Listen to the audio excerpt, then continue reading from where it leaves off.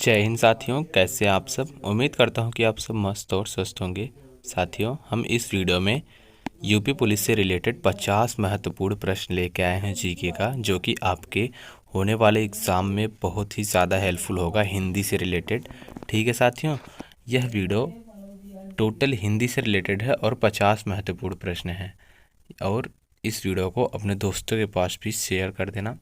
चलिए वीडियो को शुरू करते हैं। पहला प्रश्न है, हिंदी भाषा किस लिपि में लिखी जाती है? इसका आंसर है देवनागरी में। किसमें लिखी जाती है? देवनागरी में। ठीक है। अगला प्रश्न है, हिंदी के स्थान पर अंग्रेजी को सन 1855 ईस्वी में भारत की शिक्षा और प्रशासन की भाषा के रूप में किसने स्थापित किया था? तो इसका आंसर है लॉर्ड मैकाले ने। इसने लॉर्ड मैकाले ने किया था। अगला प्रश्न है, हिंदी को राजभाषा का दर्जा कब प्रदान किया गया था? हिंदी को राजभाषा का दर्जा कब प्रदान किया गया था? तो इसका आंसर है 14 दिसंबर सन 1949 ईस्वी को हिंदी को राजभाषा का दर्जा घोषित किया गया था। कब? 14 सितंबर 1949 को। अगला प्रश्न है, भाषा के क्षेत्रीय रूप को किस नाम से जाना जाता है? भाषा के क्षेत्रीय रूप को किस नाम से जाना जाता है? इसका आंसर है बोली के नाम से जाना जाता है। अगला प्रश्न है, भाषा लिखने के लिए प्रयुक्त चिन्हों के व्यवस्थित रूप को क्या कहते हैं? तो इसका आंसर है साथियों लिपि। ठीक है, लिपि कहते हैं। अगला प्रश्न है, हिंदी का मानक रूप किस भाषा से विकसित हुआ है? हिंदी का मानक रूप किस भाषा से विकसित हुआ है? इसका आंसर है खड़ी बोली से विकसित हुआ है। ठीक है। अगला प्रश्न है, राजस्थान में अनेक बोलियां बोली जाती हैं। इस वाक्य में बोलियां क्या है? मतलब बोलियां क्या है? ठीक है, प्रश्न क्या है? राजस्थान में अनेक बोलियां बोली जाती हैं। इस वाक्य में बोलियां, ये वाली बोलियां क्या है? तो इसका आंसर है यह है स्त्रीलिंग। ठीक है। अगला प्रश्न है, बघेली बोली किस क्षेत्र में बोली जाती है? बघेली बोली किस क्षेत्र में बोली जाती है? इसका आंसर है जबलपुर में बोली जाती है। अगला प्रश्न है, हाड़ौती बोली कहाँ बोली जाती है? हाड़ौती बोली कहाँ बोली जाती है? इसका आंसर है राजस्थान में। अगला प्रश्न है, रागड़ी बोली कहाँ बोली जाती है? ठीक है, रागड़ी बोली कहाँ बोली जाती है? इसका आंसर है हरियाणा में। अगला प्रश्न है, आधुनिक भारतीय आर्य भाषा का काल कब से कब तक था? तो इसका आंसर होगा 1000 ईस्वी से अब तक है। ठीक है, आधुनिक भारतीय आर्य भाषा का काल कब से कब तक का है? इसका आंसर है 1000 ईस्वी से अब तक है। अगला प्रश्न है, भाषा की मूल इकाई क्या होती है? भाषा की मूल इकाई क्या होती है? इसका आंसर है वर्ड या ध्वनि। ठीक है। अगला प्रश्न है, वर्डों के कितने भेद होते हैं? वर्डों के कितने भेद होते हैं? इसका आंसर है 2 स्वर और व्यंजन। पहला क्या है? पहला है स्वर और दूसरा है व्यंजन। ठीक है। अगला प्रश्न है, ध्वंस शब्द का विलोम क्या है? ध्वंस शब्द का विलोम क्या है? इसका आंसर है निर्माण। ठीक है, क्या है? निर्माण। अगला प्रश्न है, व्यापक का विलोम क्या है? व्यापक का विलोम क्या है? इसका आंसर है संकुचित। ठीक है। अगला प्रश्न है, ऋजु का विलोम क्या है? ऋजु का विलोम क्या है? इसका आंसर है वक्र। साथियों, यह बहुत इंपॉर्टेंट प्रश्न है हिंदी से रिलेटेड। अगला प्रश्न है, निशीथ का अर्थ क्या होता है? निशीथ का अर्थ क्या होता है? इसका आंसर है आधी रात। अगला प्रश्न है, जो कठिनाई से मिलता है के लिए एक शब्द होगा। जो कठिनाई से मिलता है इसके लिए एक शब्द होगा। इसके लिए होगा दुर्लभ शब्द। ठीक है। अगला प्रश्न है, आयु में बड़े व्यक्ति को क्या कहेंगे?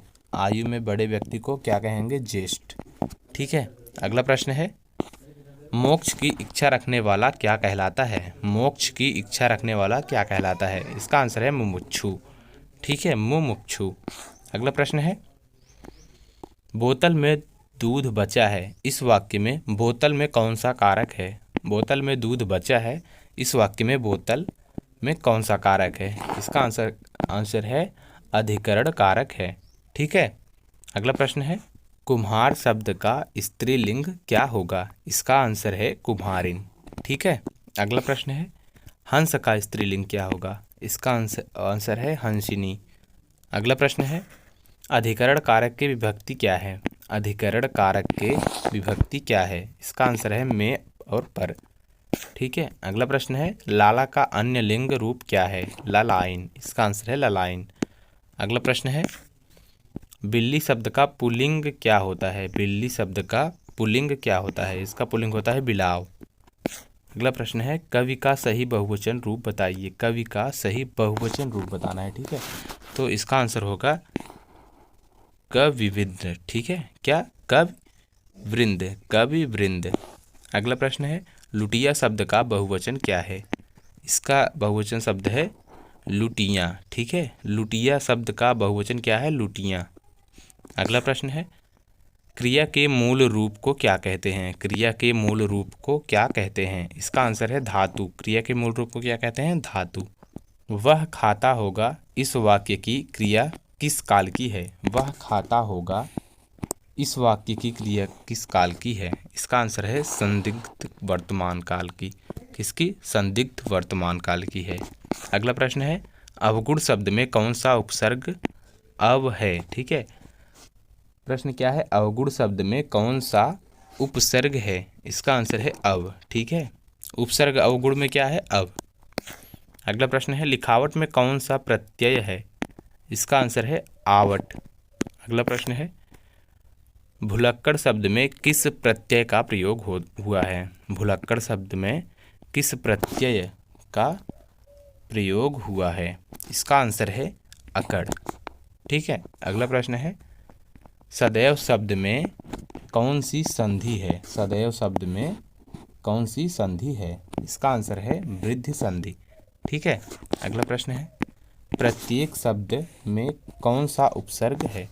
प्रत्येक शब्द में कौन सा उपसर्ग है? वह है प्रति। ठीक है। अगला प्रश्न है वाच्य के कितने प्रकार होते हैं? वाच्य के कितने प्रकार होते हैं? इसका आंसर है 3 प्रकार के होते हैं। अगला प्रश्न है महोत्सव का संधि विच्छेद क्या है? महोत्सव का संधि विच्छेद क्या है? महोत्सव का संधि विच्छेद क्या है? तो इसका संधि विच्छेद है महाधन उत्सव। ठीक है। प्रतिधन आघात का संधि रूप क्या होगा? प्रतिधन आघात का संधि रूप क्या होगा? तो इसका आंसर है प्रत्याघात। ठीक है। अगला प्रश्न है स्वागत का संधि विच्छेद क्या है? स्वागत का संधि विच्छेद क्या है? तो इसका आंसर है सुधन आगत। अगला प्रश्न है स्वर संधि में किसका मेल होता है? इसका आंसर है स्वरों का मेल होता है। ठीक है। अगला प्रश्न है हिंदी में अर्थ विराम का चिन्ह कैसा होता है? हिंदी में अर्थ विराम का चिन्ह कैसा होता है? तो उसका चिन्ह इस प्रकार से होता है जो मैंने ये घेरे में किया है। हिंदी में अर्थ विराम का चिन्ह इसी प्रकार से होता है, एक डॉट रहता है और नीचे एक कॉमा की तरफ रहता है। अगला प्रश्न है वाक्य को समाप्त करने के लिए किस चिन्ह का प्रयोग किया जाता है? तो इसका आंसर है पूर्ण विराम का चिन्ह का प्रयोग किया जाता है। और पूर्ण विराम का चिन्ह कैसा होता है? इस प्रकार से होता है। ठीक है, एक ही होता है, मतलब ये ऐसे ही, बस इसी प्रकार से होता है। एक बार फिर से बताता हूँ, ये इस प्रकार से होता है। ठीक है, इसी प्रकार से होता है। अगला प्रश्न है दूध का धुला होना मुहावरे का अर्थ क्या होगा? इसका आंसर है निर्दोष होना। अगला प्रश्न है तिलांजलि देना मुहावरे का सही अर्थ क्या है? तिलांजलि देना मुहावरे का सही अर्थ क्या होगा? त्याग देना। अगला प्रश्न है वीर रस का अस्थाई भाव क्या है? तो इसका अस्थाई भाव है उत्साह।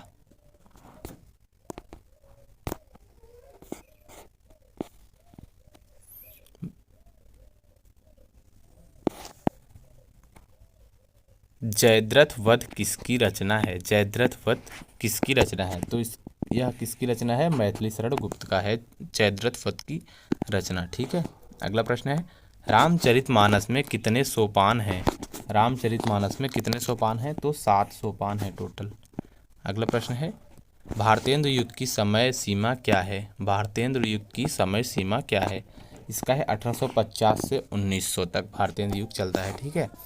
अगला प्रश्न है सितारे हिंद किस लेखक का उपनाम है? तो यह किस लेखक का उपनाम है? राजा शिव प्रसाद का। अगला प्रश्न है रानी केतकी की कहानी, कहानीकार कौन है? रानी केतकी की जो कहानी है इसके कहानीकार मतलब लेखक कौन है? तो इसका लेखक है इंसान लाखा। ठीक है। अगला प्रश्न है, हिंदी साहित्य की प्रथम कहानी का नाम क्या है? हिंदी साहित्य की प्रथम कहानी का नाम क्या है? तो वह है इंदुमती। ठीक है। अगला प्रश्न है, गबन किसकी रचना है? गबन किसकी रचना है? तो यह है प्रेमचंद की। साथियों, वीडियो पसंद आया तो वीडियो को लाइक, शेयर और चैनल को सब्सक्राइब करना बिल्कुल भी मत भूलना। मिलते हैं नेक्स्ट वीडियो में, तब तक के लिए जय हिंद, जय भारत।